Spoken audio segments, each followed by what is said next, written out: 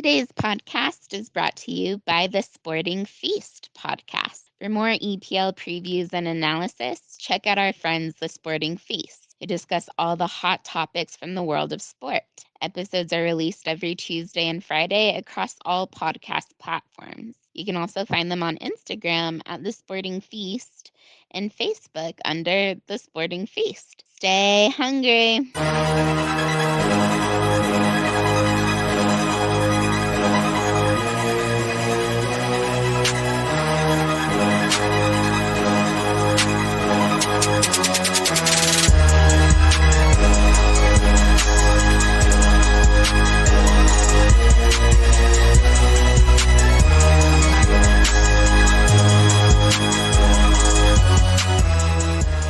Hi everyone, I'm Stuart and welcome to the After Extra Time podcast, where we talk about the big news, the big games, and the big names in the English Premier League.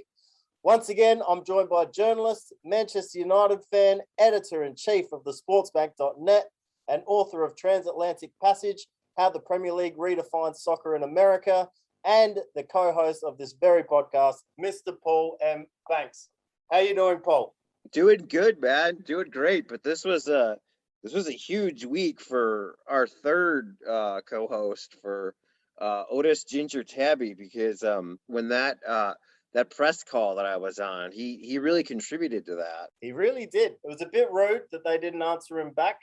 He was definitely having his voice heard, and I think the good people over there need to just pay attention to our third co-host when he's got questions to ask. Yeah, I mean, as we said last week, his shelter name was Weston, and there was a Weston McKennie question on the press call, and that sprung him into action. And, Otis is a very underrated and overlooked pundit. Absolutely. We're lucky to have him on after extra time, and hopefully we don't lose him to any publications or podcasts in the future, because he really is a crucial part of this podcast. Anyway, Paul, the Premier League is back finally. We got over the international break. We actually had some games. We even had a little bit of Champions League. Let's get on to our first segment, the winners and losers. Now, I know you want to talk on this a little bit, Paul, so I'm going to give you the floor. And why don't you give us our winner to begin with? Well, definitely, I think it's Cristiano Ronaldo, the person, the brand, Cristiano Ronaldo, the man, the myth, the legend, his handlers, his publicity team, anyone who works with him, his endorsers, United fans, anyone who's a hardcore Ronaldo fan, they were all huge winners this week. If you are a United supporter, he lived up to the hype. He delivered the goods. He silenced all the critics, everybody who thought he's 36, he can't do this anymore. You could not have asked for a bigger and better re-debut for Cristiano Ronaldo on the pitch. Absolutely. I 100% agree with everything you have to say there, and I'm excited to hear your loser's take. My winner take, though, is related to this. Manchester United, I think they could be the winners of the whole season, as much as it pains me to say. Ronaldo came back. They looked a little bit at sea against Newcastle for a bit there.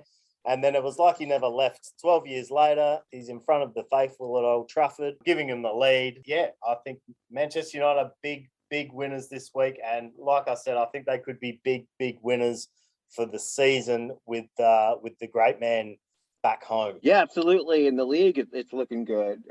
Obviously, what happened last night in Europe, but I think we can cover that later as we start to preview next week's action. But domestically, you can't ask for a better start. Absolutely. Because I know you've got something that we're really going to sink our teeth into. I'm just quickly going to say, I think Harry Kane is my loser this week. Picked up a stink, tried to leave the club, damaged his brand a little bit, and he just looks bang out of form. We were both way off the mark with our tip for the Palace Tottenham game, and I think Harry Kane just contributed to that big goose egg that Tottenham gave against what I predicted to be one of the whipping boys of the Premier League. I feel I might have to eat my words there.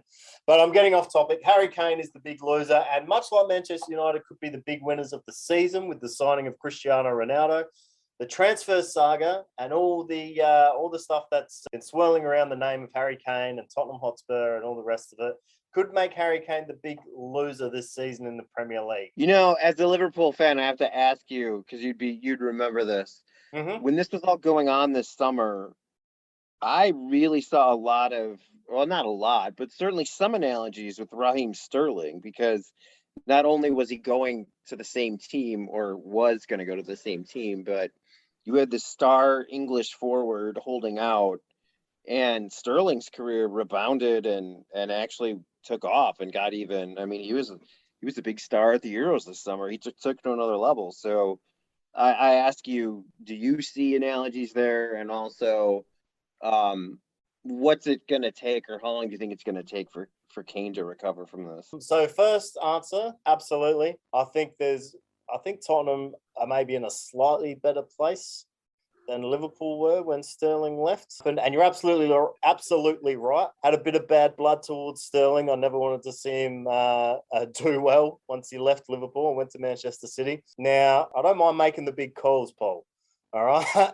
But I may have to keep my, what's the saying? I have to keep my words sweet and soft because I might have to eat them later. I'd like to gently say, I don't know if he will turn it around in a Tottenham shirt. I think in order for Harry Kane to, the whole scenario, the whole saga has kind of festered to the point where he needs to leave the club to get a bit of clear air. So, and apparently the only place he can move to, the only place that can afford him is Manchester City. You don't think Real Madrid, PSG? I mean, he's Harry Kane, so it's very, very limited. Do you think it's City or nothing? Yeah, I think he doesn't have any interest in playing abroad. So I don't think Real Madrid would be able to afford him. PSG, I mean, I guess France isn't that far away, so maybe he wouldn't mind living in France. But I do think I have a hard time seeing him leaving the UK. So I do think it's City or nothing.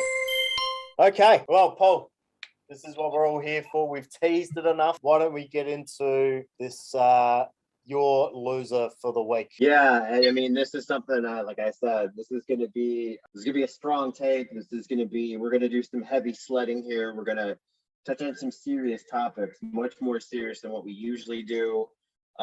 It's about Ronaldo. It's about the off the pitch aspect to it. There was an airplane banner that was hired by the feminist group, the women's rights group Level Up, and it showed a banner that said #believe Catherine Mayorga, and that is in reference to Ronaldo's rape accuser. The case was reopened a couple years ago by the state of Nevada, and it refers to an incident, allegations from when Mayorga and Ronaldo met in a Las Vegas hotel room in 2009. And the case was eventually thrown out, or the criminal case was, I don't know, I want to say thrown out, but the prosecution will not advance on this case. They will not pursue it. And that is because in America, the burden of proof rests with the prosecution. You have to be able to convict. You have to show that someone is guilty beyond a reasonable doubt. Since the local authorities in Las Vegas and Nevada believed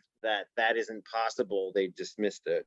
We're not here to say who's right or who's wrong, who's guilty and who's innocent. I mean, this does come down to basically he said, she said, and everything. The reason I'm bringing it up is I just feel that this has really gone overlooked. Yeah, we all love sports. We all love our athletes. We all see that they can do amazing things, but we have to remember that, what they do on the field and everything is amazing. It's astounding, but they're human beings and they're flawed. And this isn't news about, athletes, what kind of people they are off the field and away from it. And I just felt that the biggest loser of the week was anybody who wants to look at the whole picture, look at the whole story, get the whole truth. I mean, see really who Ronaldo the man is, what's going on here, because when you dive into it, when you dig into it, it's not good. It's not good at all. I mean, there are even testimony, there's been words said in Ronaldo's own words, even his side of the story that makes him look kind of bad. You had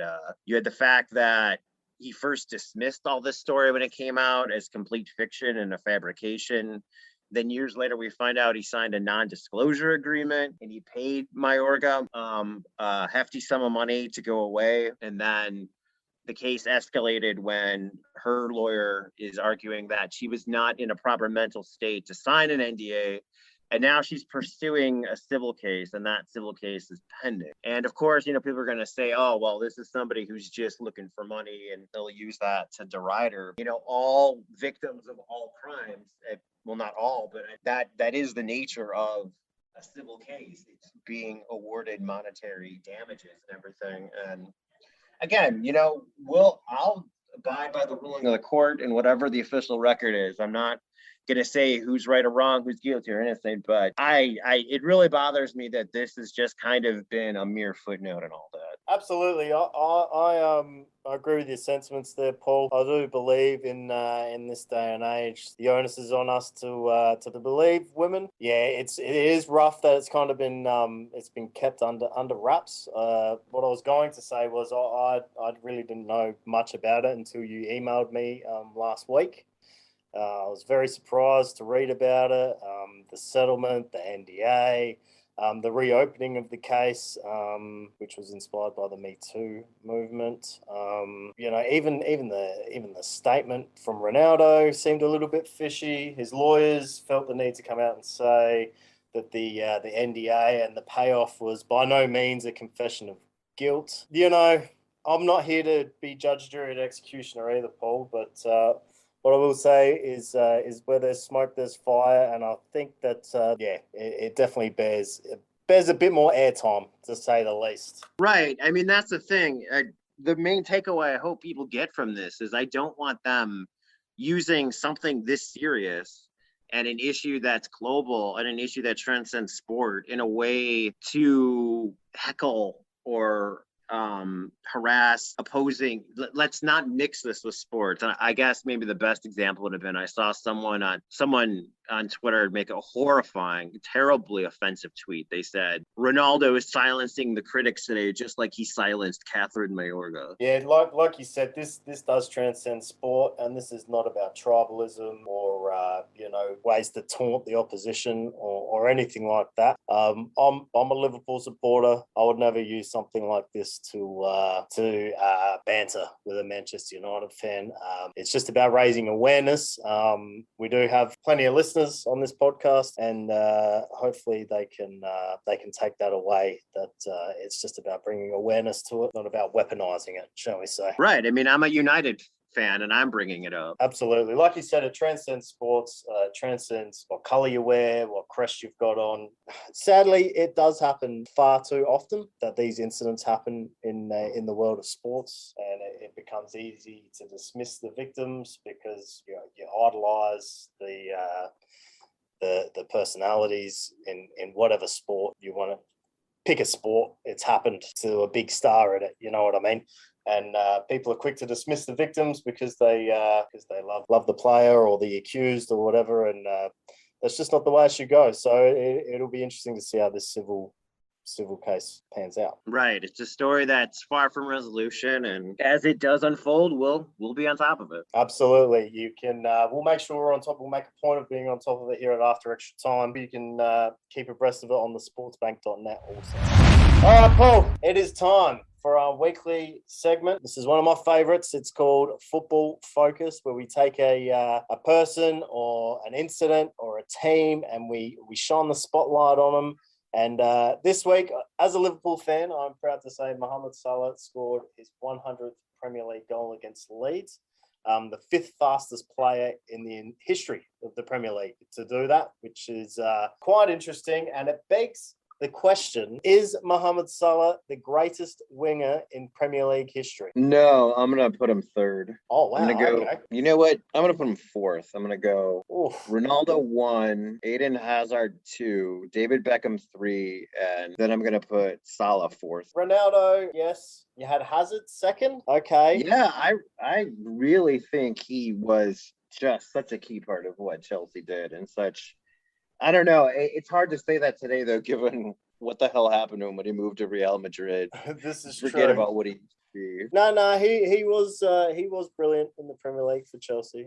He was fantastic. I think him and Salah are probably on an even kill. I think Cristiano Ronaldo, now, I thought this might be the go-to, not for you, but even for people at home thinking Stewie. Obviously, it's Cristiano Ronaldo. I think it's important to remember that, I don't know if he is the Ronaldo that we know and love. You're right. This is about just Premier League.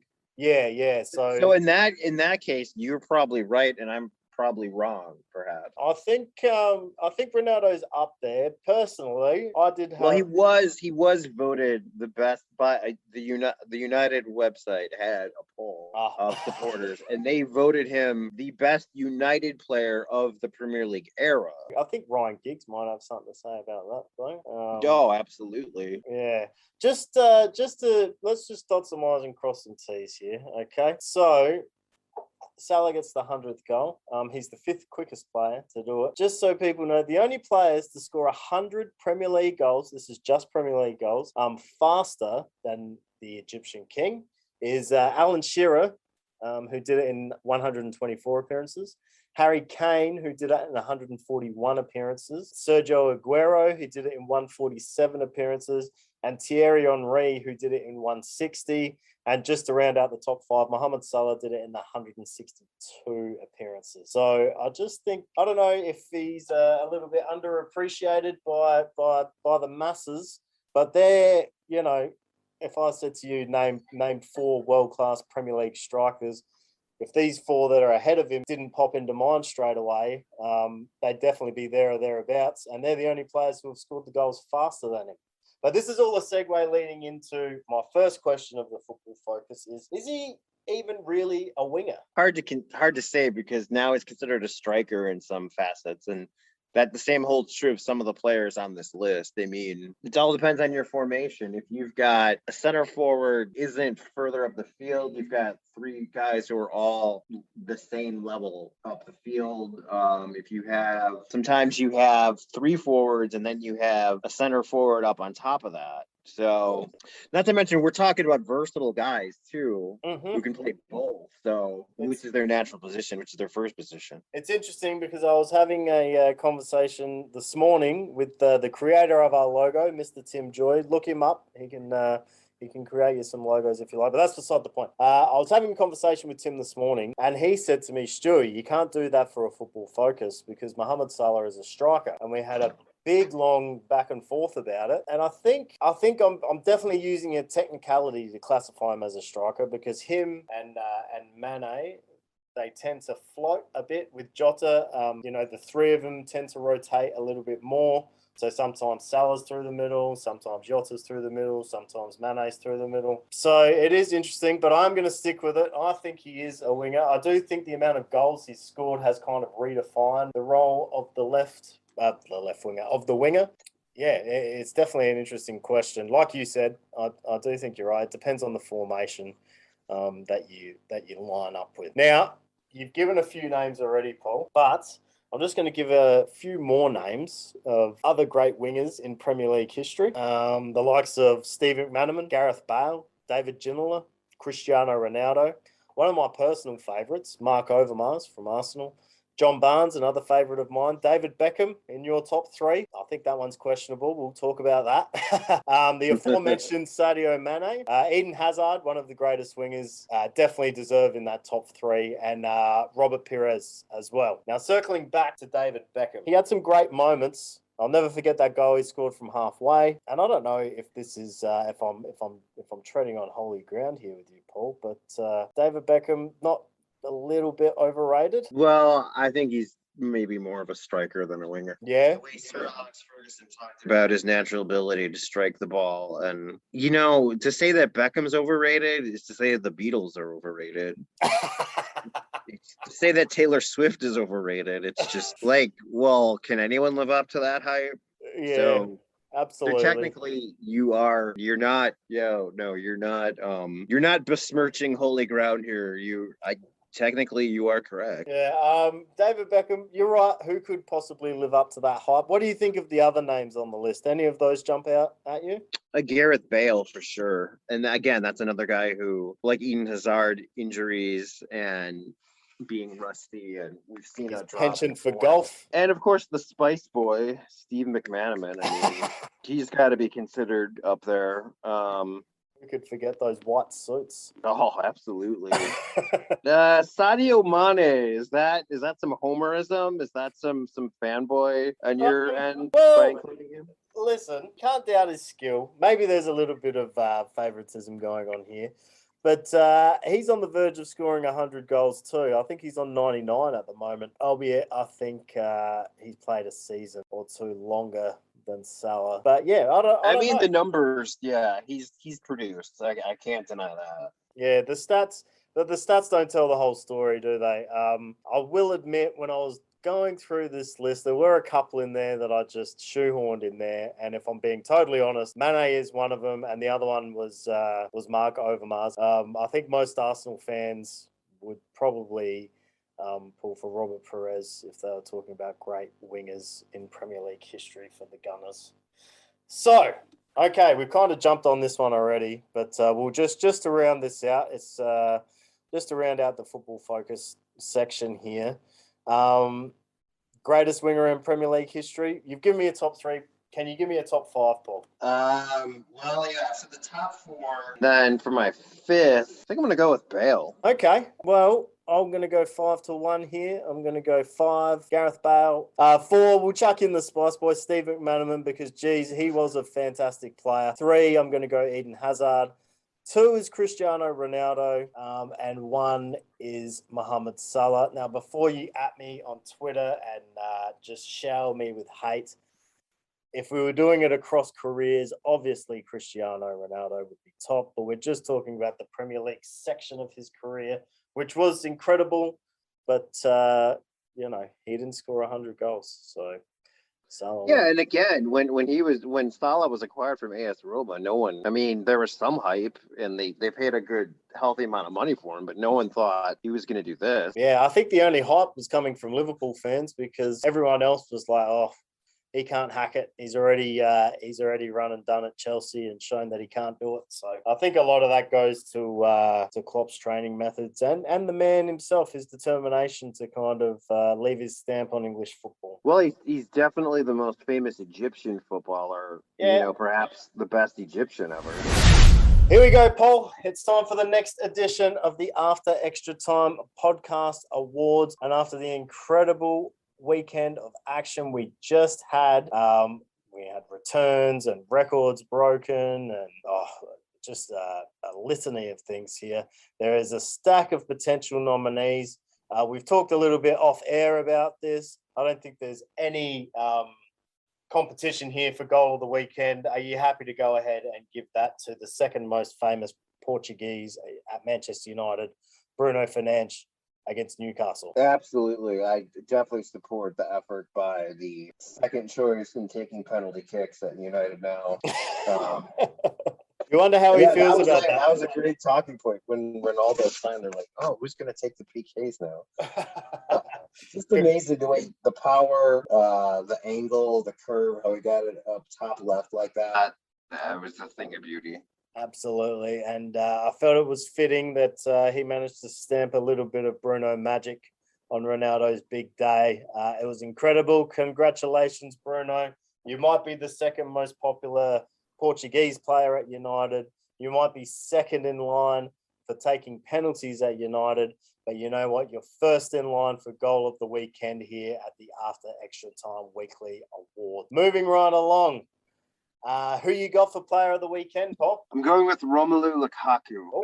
And again, I think I'm probably inspired, or I first became inspired with this choice by that press call, hearing the great Peter Schmeichel and the great Jamie Carragher talk about how Lukaku is the reason Chelsea could repeat as European champions. And then what does he go out and do? And he takes care of business both home and abroad, getting the goals on the weekend and in Champions League. So I can't go against anyone. Yeah, I'm going to have a hard time getting mine over the line here because that's a pretty solid argument. And he is an absolute beast, a goal machine, big Romelu Lukaku. And he's definitely done what it says on the box since they brought him back to Chelsea.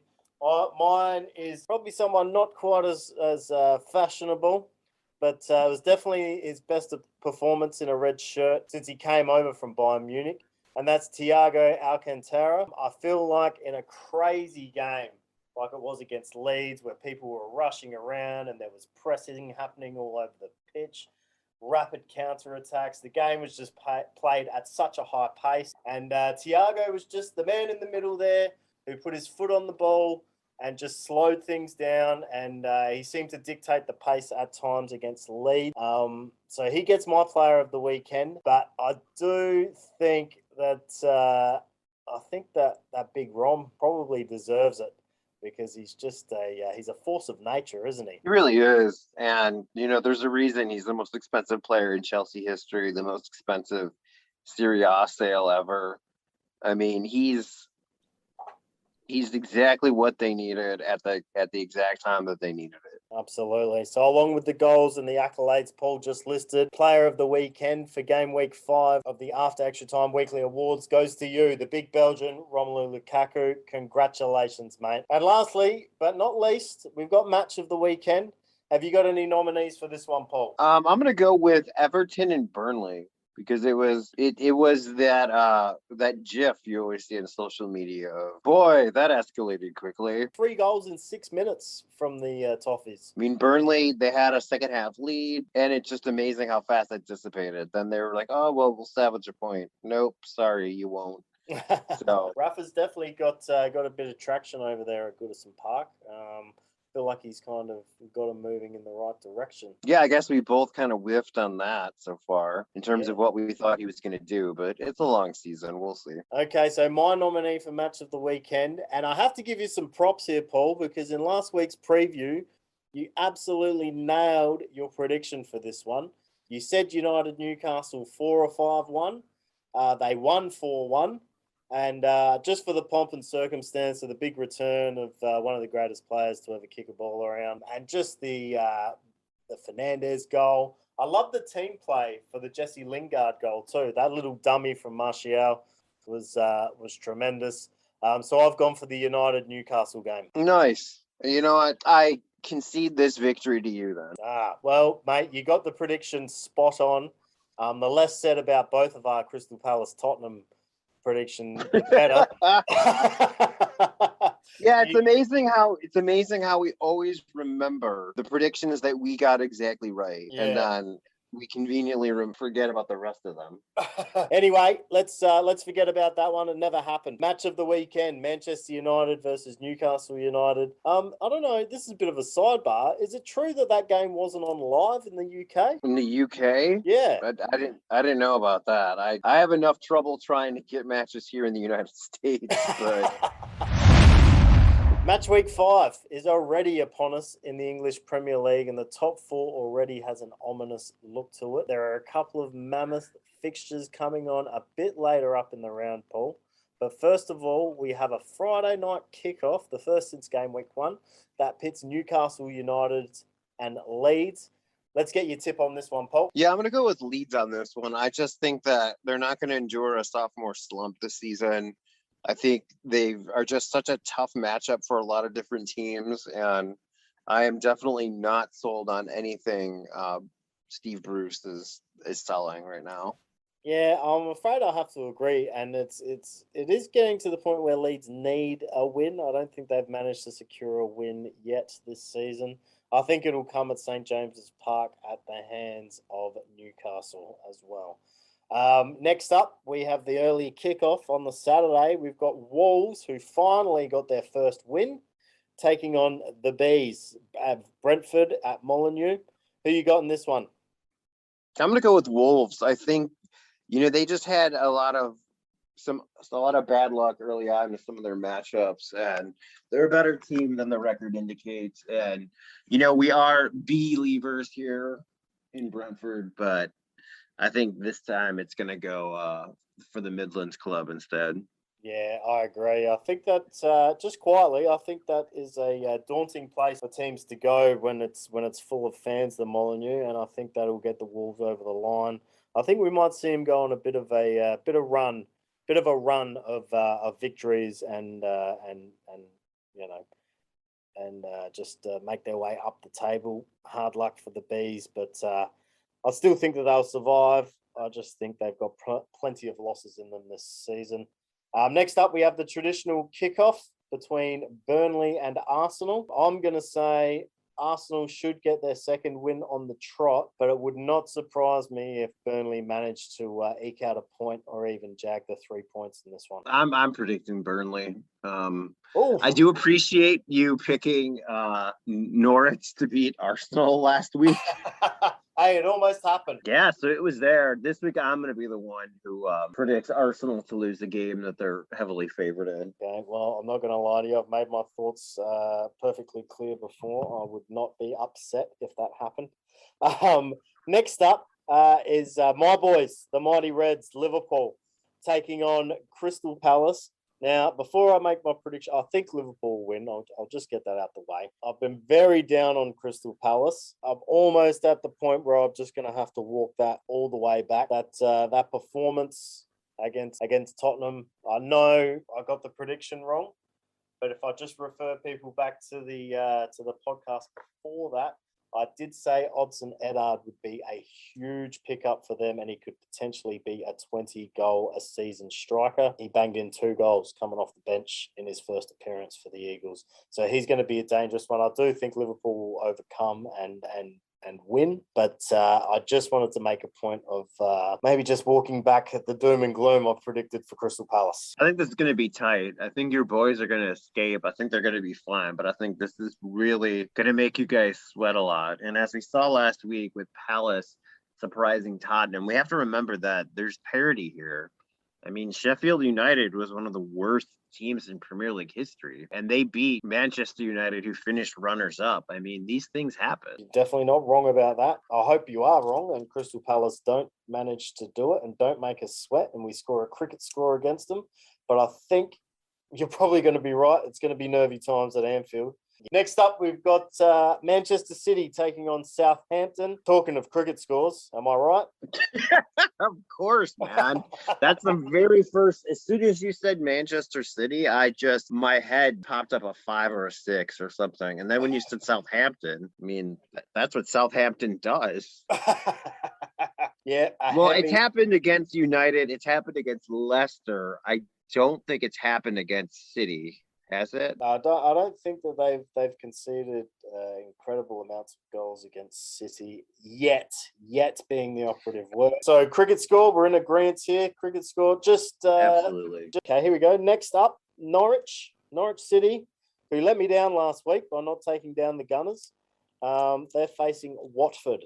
How do you see this one panning out, mate? You know, Norwich City is going to win some games, and I think it's going to come against other sides that they're going to be scrapping in relegation with, and Watford is one of those. So I'm going to go with the Canaries in this one. Okay, I'm going to go for Watford, sheerly out of spite because Norwich let me down last week. Yeah, this is like a sneaky good game, or like a fun bad game, you could call it. A fun bad game. I do like that. I think that's exactly how you would describe it. A fun bad game. With a lot riding on it too. This would be huge for both those teams.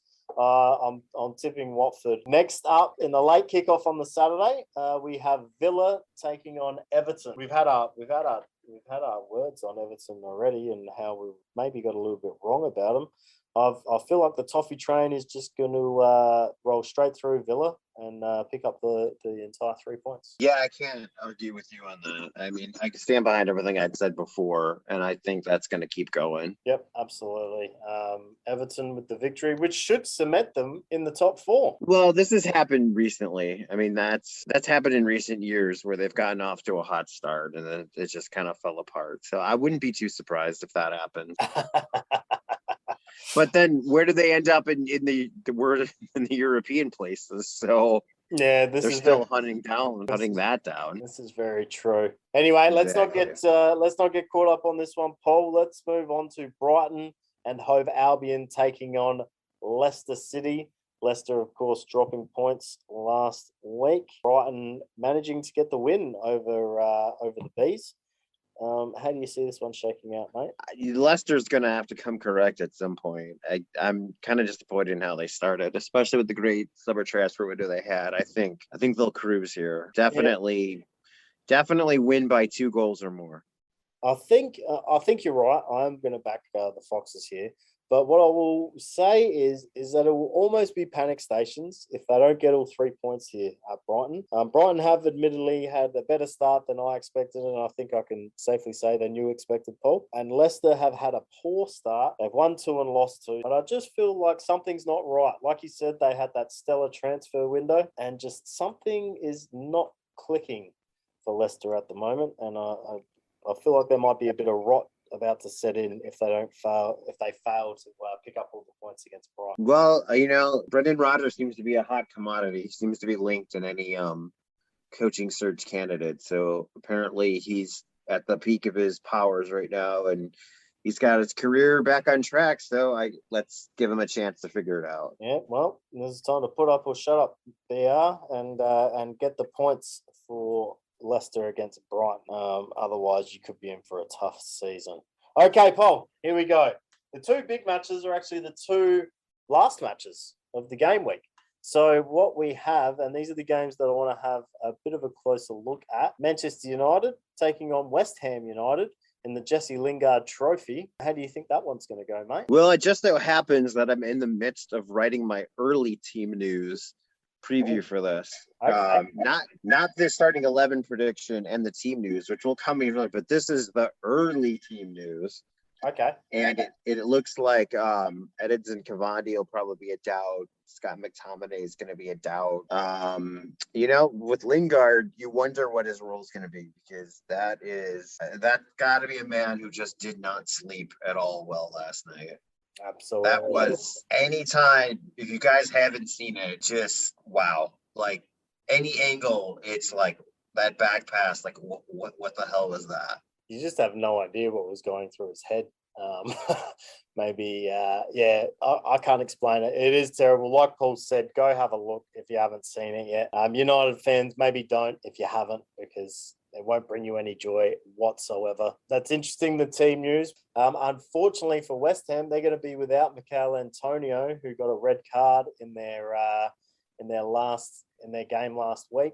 I like to come with a few stats for these games that we like to dig a bit deeper into, Paul, as you well know. So here we go. The Hammers have won just one of their previous 19 against Manchester United in the Premier League, drawing 5 and losing 13. This is interesting. I don't know how these stats match up. Manchester United have won their last 2 Premier League meetings with West Ham. Last time they won 3 in a row against the Hammers was in September of 2014. So it's finally balanced. I'm going to go out on a limb here, and I'm going to say Ronaldo is probably going to score and Manchester United are probably going to win. Yeah, I can never go against United in a prediction when they're playing West Ham. I mean, they've just dominated this series lately. When you've got a team's number, you got their number. Absolutely. So wins for Manchester United. Last of all, we have a crosstown London derby between Tottenham Hotspur and Chelsea. This should be an interesting game, considering Harry Kane is bang out of form and Romelu Lukaku is scoring goals for fun. My stats I've got for this one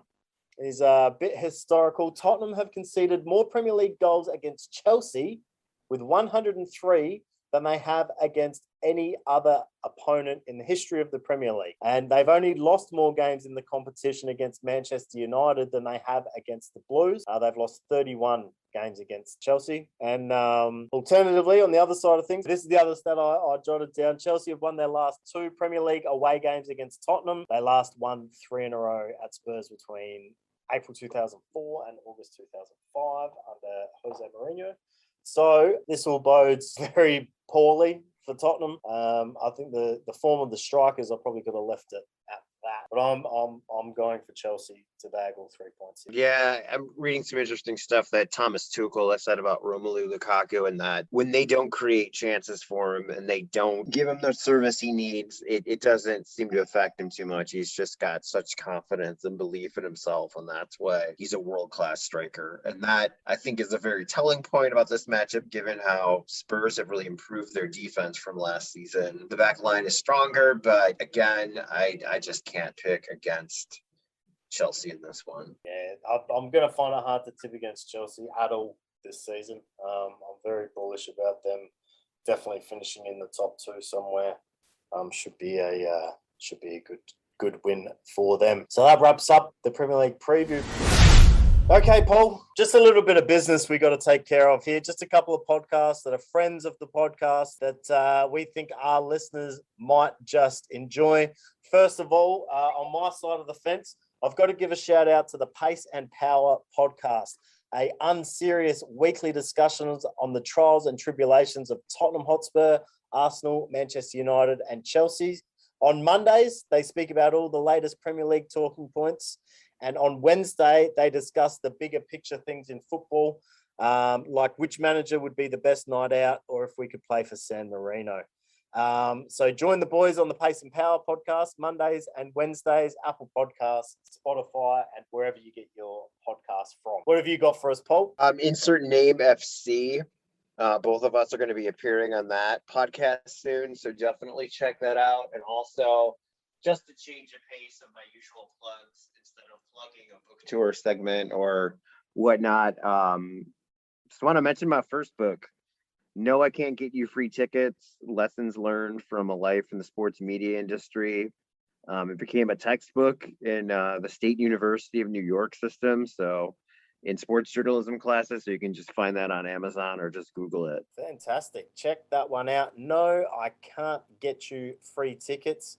Just a great book. Pick it up. We'll put the link in the episode description. You know what? We'll put the link for both the books in there, but we'll definitely put the link for No, I Can't Get You Free Tickets. So yeah, definitely check the podcast description for the link to Paul's first book, No, I Can't Get You Free Tickets, and of course Transatlantic Passage as well. That's it for another episode of After Extra Time. Be sure to follow us at our brand new Twitter account, AfterET_podcast. Be sure to get all your latest football news at thesportsbank.net. And last but not least, the third member of the pod, some love. Give them some love by following at Otis Ginger Tabby on Instagram. Until next week, he's Paul M. Banks. I'm Stuart Kavanagh, and this has been After Extra Time.